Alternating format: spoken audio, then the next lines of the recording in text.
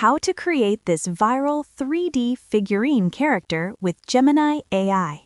Hey guys, in today's video, I'm going to show you how you can turn your photos into amazing 3D figure characters using Gemini AI. Stick around till the end so you don't miss anything important.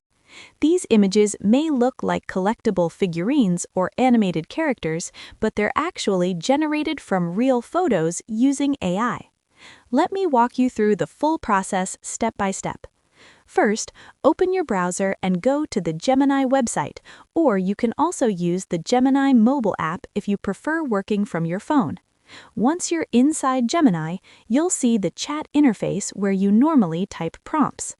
Now you need to upload a photo. You can either click the Upload button to select a file from your device, or simply copy and paste an image directly into the chat box. You can use any image you like. After adding the image, the next step is using the correct prompt. Google actually shared a popular prompt that many creators are using to generate these 3D figurine-style images. You can paste that prompt directly into Gemini along with your uploaded photo. Once your image and prompt are ready, click on Tools. Then select Create Images. After that, send the message. Gemini will start processing the request and usually generates results in about 10 to 20 seconds.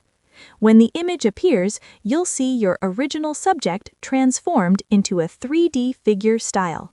If you're not happy with the result, you can simply press the Redo or Regenerate option to create another variation. You can also experiment with different prompt styles. For example, an artisan variation can give the image a handcrafted artistic look, while a retro variation may add an 80s or 90s aesthetic with vintage whiting and background elements. These variations keep the structure of the original photo but change the artistic direction.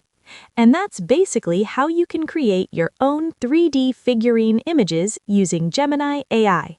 Try different prompts, styles, and photos to get unique results every time. If you found this tutorial helpful, don't forget to like the video and subscribe for more easy AI tutorials. I'll see you in the next one.